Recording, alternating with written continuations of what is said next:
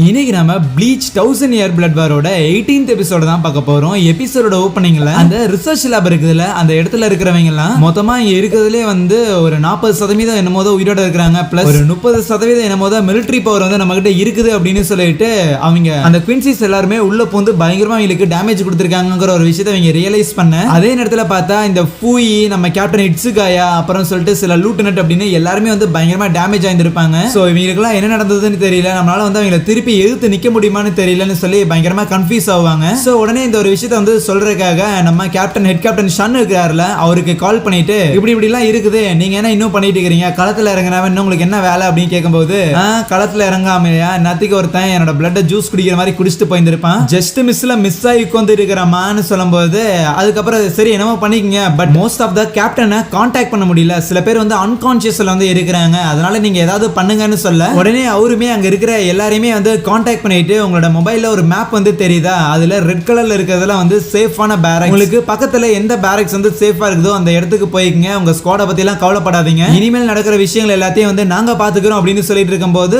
மத்த rank officers எல்லாருமே வந்து அந்த பேரக்ஸ் நோக்கி போறாங்களா. அந்த மாஸ்க் போட்டவன் இருக்கிறான்ல, அவன் அடிக்கிறதுக்காக அந்த இடத்துக்கு நம்ம கென் வந்திருப்பாரா, கென் கூடவே அந்த ரோஸ் அப்படிங்கிற அந்த ஒரு கேப்டனுமே வந்திருப்பான். சோ உள்ள இறங்கினா கென் வந்து லைக் அவரோட பான்காயை வந்து பயன்படுத்திட்டு பயங்கரமா அந்த மாஸ்க் பையனை போட்டு அடின்னு அடிக்கிறாரு. அது மட்டும் இல்லாம அவரோட பான்காய் ஆப்வியஸ்லி அது ஒரு பயங்கர ஒரு மிஷின் மாதிரிலாம் வந்திருக்குமா, அதை வச்சு பயங்கரமா பொழந்து விட இப்போ இந்த கென்னுக்கு நான் ஹெல்ப் பண்ண வேணாமா வேணுமா அப்படின்னு அந்த ரோஸ் வந்து யோசிச்சு நின்னுகிட்டு இருக்க. அதுவே அந்த கென்னுமே ஏண்டா இவ்வளவு ஈஸியா இருக்கிற எப்படா தோத்தீங்கன்னு நினைக்கும் போது மைக்கு இசாக்கி அப்படியே எந்திரிச்சிட்டு அந்த மாஸ்க் இருக்கிறான்ல அவன் கூட வந்து ஒரு சின்ன பையன் மாதிரி ஒருத்தர் இருப்பானா ஜேம்ஸ் அப்படின்னு, சோ நீங்க மெயின் ஆள் அடிக்க கூடாது, முதல்ல அந்த சின்ன பையனை தான் அடிச்சு துவைங்க அப்படின்னு சொல்ல பார்த்தா அந்த சின்ன பையன் சூப்பர் ஸ்டார் எந்திரிச்சு வந்து அட்டாக் பண்ணுங்கன்னு கத்துவானா. உடனே அந்த மாஸ்க் மேன் எந்திரிச்சு வந்துட்டு கென்னை வந்து போட்டு பொழக்க ஆரம்பிச்சிடும் அந்த இடத்துல. சோ ஒவ்வொருடையும் அந்த சின்ன பையன் பூஸ்ட் கொடுக்கும் போது தான் அவன் எந்திரிச்சு மாறி மாறி அடிக்கிறான் இருக்கிற எல்லாரையுமே. ரொம்ப ஈஸியா நம்ம கென் வந்து பான்காய் யூஸ் பண்ணி கொடுக்குற அடிகள் எல்லாத்தையும் அசால்ட்டா டிஃபெண்ட் பண்றது மட்டும் இல்லாம ரெண்டு பேரும் மாறி மாறி அப்படியே வானத்துல வந்து குத்திக்கிட்டு இருப்பாங்களா. ஒரு பாயிண்ட்ல அப்படியே கென்னை கீழே அச்சு தள்ளி விட்டு மேல இருந்து வந்து ஒரே பஞ்ச் தான், அவ்வளவுதான் கென் அதே இடத்துல காலி மயங்கிட்டான். அப்ப நம்ம கேப்டன் ரோஸ் அங்க இருக்கிற அந்த ஒரு சின்ன பையனை வந்து முதல்ல முதுகுல குத்தி அப்படியே ஓரம் தூக்கி கெடாசிட்டு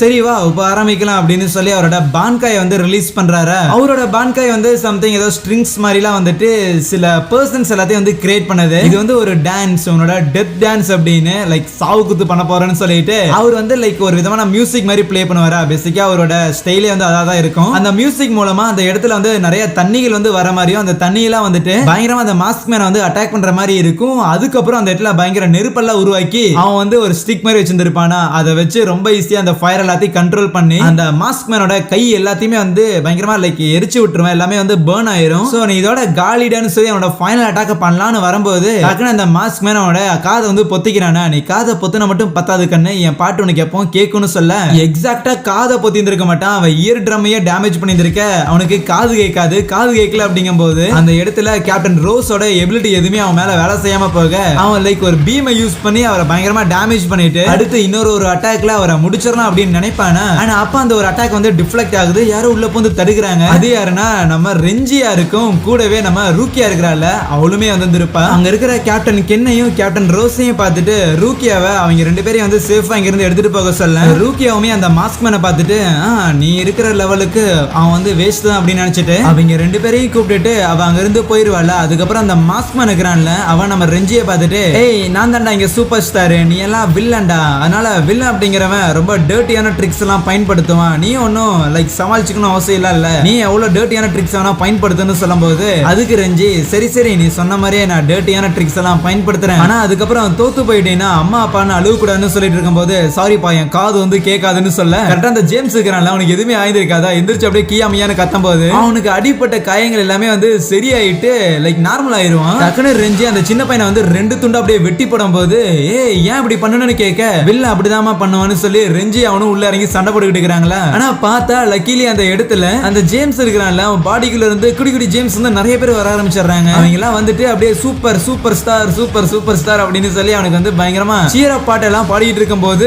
அவன் இன்னுமே இருக்கிறதோட பயங்கர பவர்ஃபுல்லா மாறிடுறான். அதுவே நம்ம ரூக்கியா அந்த ரெண்டு கேப்டனையும் தூக்கிட்டு போயிட்டு இருந்திருப்பாள்ல, சோ அப்ப கீழே ஏதோ ஸ்பிரிச்சுவல் பவர் சென்ஸ் பண்ற மாதிரி இருக்கேன்னு பார்க்கும்போது அது வந்து இந்த லூட்டனட் இசானாவா இருப்பாள்ல, சோ அவகிட்ட கொண்டு போய் கொடுத்துட்டு இவங்க ரெண்டு பேரும் ஹீல் பண்ணலாம் சொல்லிட்டு இருக்கேன். நீங்க அந்த மாஸ்க் இருக்கிறான்ல அவன் ரெஞ்சியை வந்து பயங்கரமா அவனோட ஃபிஸ்ட் பவர் வச்சு அட்டாக் பண்ணிட்டு இருப்பான், வச்சு மாறி மாறி வந்து லைக் சூப்பர் ஸ்டார் மர்டர் குத்து அப்படிங்கிற மாதிரி சொல்லி பயங்கரமா குத்துக்கிட்டு இருக்க ஒரு பாயிண்ட்ல வச்சு அவனோட ஸ்பிரிச்சுவல் பவரை வந்து யூஸ் பண்ணி அதை ஒரு ஸ்டார் மாதிரி கிரியேட் பண்ணிட்டு அந்த இடத்துல கீழே விழுந்த நம்ம ரெஞ்சி மேல வந்து பயங்கரமான ஒரு பிளாஸ்ட் வந்து ஏற்படுத்துறான். ஆனா அந்த ஒரு ஃபயர்ல அவனோட ஃபேன்ஸ் ஆன அந்த ஜேம்ஸ் இருக்கிறான்ல, அவனுக்கு நிறைய பேர் இருப்பானுங்களா, அவனுக்கு எல்லாரும் எரிஞ்சு போகும்போது கவலைப்படாதீங்க, நான் இருக்கிற வரைக்கும் என்னோட ஃபேன்ஸ் ஆனா நீங்களுமே உயிரோட இருப்பீங்க, அதனால எதுவுமே ஆகாதுன்னு சொல்லி பயங்கரமா அந்த இடத்துல சிரிச்சுக்கிட்டு இருப்பானா. எப்படியோ நம்ம எதிரி வந்து காலி ஆயிட்டான்னு. ஆனா அந்த ஒரு புகையில இருந்து ஒரு பாம்பு மாதிரி ஒரு கண்ணு வந்து தெரியும். என்னது அவனோட பான்காயான்னு நினைக்க அது அப்படியே சம்திங் அப்படியே நம்ம ரெஞ்சியை வந்து சுத்தி வர மாதிரி தெரியுமா. இந்த மாதிரி பான்காயை நான் எங்கேயும் பார்த்தது இல்லையே அப்படின்னு யோசிக்கும் போது ஒரு பிளாஷ்பேக் வந்து போறாங்க. அந்த இச்சிபே இருக்கிறான்ல, அவனை ரெஞ்சி வந்து மீட் பண்ணிருப்பானா. அந்த டைம்ல நம்ம ரெஞ்சியோட ஜான்பாக்டோக்கு அவன் ஒரு பேர் வந்து வச்சிருந்திருப்பான். லைக் அவன் வச்சிருந்திருக்க மாட்டான், அதுதான் அவனோட பேருன்னு அவன் வந்து நினைச்சிட்டு இருப்பான். ஆனா அது வந்து உன்னோட ஜான்பாக்டோட பேர் இல்லன்னு சொல்ல, ஐயோ அவ்வளவு நாளா இதான் ஏன் பயன்படுத்தி இருந்தாங்க போது இல்ல அப்படின்னா இதுதான் இல்லன்னு இல்ல, இது சரியான பேர் இல்லன்னு சொல்லும் போது டேய் தெளிவா சொல்றான்னு கேட்க, நான் தான் பேசிக்க இந்த ஜான்பாக்டோக்கு எல்லாத்துக்கும் பேர் வச்சது, இந்த ஷீகாய்க்கு பான்காய்க்கு இது எல்லாத்துக்கும் நான் தான் பேர் வச்சேன். அதனால நான் சொல்றதை கேளு, உன்னோட ஜான்பாக்டோக்கு ஃபுல் நேம் ஒன்னு வந்து இருக்குது, நீ அதோட ஆஃப் நேம் தான் பயன்படுத்திட்டு இருக்கிற, அதனால அதோட ஃபுல் பொட்டன்ஷியல் வந்து நீ ரீச் பண்ணல. அதோட ஃபுல் நேம் நீ வந்து தெரிஞ்சுக்கணும், உன்னோட ஃபுல் பான்காயோட பொட்டன்ஷியல் வந்து நீ அச்சீவ் பண்ணணும் அப்படின்னா அதை தெரிஞ்சுக்கிறதுக்கு நீ ஒரு வர்த்தியான ஆளா அப்படிங்கறத ப்ரூவ் பண்ணடான்னு சொல்லி அந்த இடத்துல அவனை பயங்கரமா வந்து ட்ரெயின் பண்ணி இருப்பாங்க. சோ அதோட நீச்சியா நம்ம ரெஞ்சி அந்த இடத்துல அவனோட பான்காயை வந்து ரிலீஸ் பண்ணி இருக்கானா. பார்த்தா போன இடவு மாதிரி ரொம்ப பெருசா இல்லாம அவனோட கையில ஒரு ஸ்வாடும் இன்னொரு கையில வந்து ஒரு பெரிய கேடைய மாதிரியான ஒரு கையும் வந்து இருக்குது. இது ஏதோ பார்க்க டம்மி மாதிரி இருக்குது, இதை வச்சு நம்ம என்ன பண்ணிடுவான்னு சொல்லி தான் அந்த மாஸ்க் அட்டாக் பண்றதுக்காக வருவானா. அப்ப நம்ம ரெஞ்சி ஒரு கையில அந்த மாஸ்க் வந்து பிடிக்கும் போது அவன் வந்து லைக் எஸ்கேப் ஆகிறதுக்காக ட்ரை பண்ணுவான். அவனால சுத்தமா முடியாது. உச்சி அப்படியே ஒரு பக்கம் தூக்கி வீசிட்டு அதுக்கப்புறம் நம்ம ரெஞ்சி அவனோட இன்னொரு கையில ஸ்வாட் வச்சிருந்திருப்பான்ல, அதை எடுத்து டைரக்டா அவனோட வயிற்றிலே வந்து சொருகும் போது பார்த்தா அந்த இடத்துல லைக் ஏதோ பெருசா பாம்பு மாதிரி வந்துட்டு அதே இடத்துல அந்த சூப்பர் ஸ்டார் வந்து முழுகிற மாதிரி தெரியுது. அதுக்கப்புறம் அப்படியே லைக் கம்ப்ளீட்டா புகையா மாறி அதே இடத்துல காணாம போக, நீ நினைச்ச மாதிரி அவனோட இறப்பு வந்து இருந்ததுல ஃபேர்வெல் சூப்பர் ஸ்டார் அப்படின்னு நம்ம ரெஞ்சியுமே சொல்லுவானா. இன்னொரு பக்கம் இது எல்லாத்தையுமே அந்த யூஹாவா இருப்பான்ல அவன் பாத்துக்கிட்டு இருப்பான். அப்புறம் ஜேம்ஸ் செத்து போயிட்ட போல, சரி திருப்பி ரிட்டர்ன் வா அப்படிங்கும் போது அவன் எரிஞ்சு போன அந்த நெருப்பெல்லாம் இருக்கும்ல, அது எல்லாமே ஒன்னா சேர்ந்து திருப்பி அந்த யூஹாவாக்குள்ள வந்துருமா. டக்குன்னு பார்த்தா அவன் இருந்து சம்திங் ஏதோ ஒரு விதமான ஷேடோ வந்து அந்த ஸ்டர்ன் ரிட்டர்ஸோட லீடரான அந்த ஜூக்ராம் இருக்கிறான்ல, அவன் அந்த இடத்துக்கு வருவானா. இத பார்த்த இஷிரா, டேய் நீ எங்கடா இருந்து சடனா வந்தேன்னு கேட்கும்போது இந்த மாதிரி பேசிக்கா அந்த யூஹாவா வந்து சில டைம் டயர்ட் ஆயிட்டான் அப்படின்னா தூங்க போயிடுவானாமா. தூங்க போயிட்டான் அப்படிங்கும் போது அவன் அங்கிருந்து போயிடுவான். அவனுக்கு பதிலா அங்க இருக்கிற விஷயங்கள் எல்லாத்தையுமே வந்து இந்த ஜூக்ராம் இருக்கிறான்ல அவன் தான் வந்து பாத்துக்கிட்டு ஆகணும். ஏன்னா நானும் அவரும் வந்து கனெக்ட் ஆயிருக்கோம். இன்னும் சொல்ல போனா நானும் அவரும் கனெக்ட் ஆயிருக்கோம் அப்படிங்கறத தாண்டி அவரும் இருக்கிற எல்லா குவின்சிஸ் வந்து கனெக்ட் ஆயிருக்காங்க, அது உனக்கே தெரியும் இல்லன்னு சொல்ல, ஆமா ஆமான்னு தலையாட்டுவானா. அது மட்டும் இல்லாம உங்க தாத்தா கூட ஏன் அவர் வந்து அவ்வளவு பவர்ஸ் வந்து வச்சிருக்காருன்னு சொல்லிட்டு ரிசர்ச் பண்ணாரு, அது எதையுமே உங்க தாத்தானால கூட கண்டுபிடிக்க முடியல. ஆனா எனக்கு தெரியும், ஈவன் நீயும் அதை வந்து தெரிஞ்சுக்கிறதுக்கு தகுதியான ஒருத்தன் தான். எப்படி பார்த்தாலும் யூஹாவாக்கு அடுத்த ஒரு சக்சஸரா நீ தானே இருக்க போற, என்னால அதை உங்கள்கிட்ட சொல்ல கூட முடியும் அப்படிங்கும் போது அங்கே இந்த ஒரு எபிசோடை முடிக்கிறாங்க. So yeah, thank you.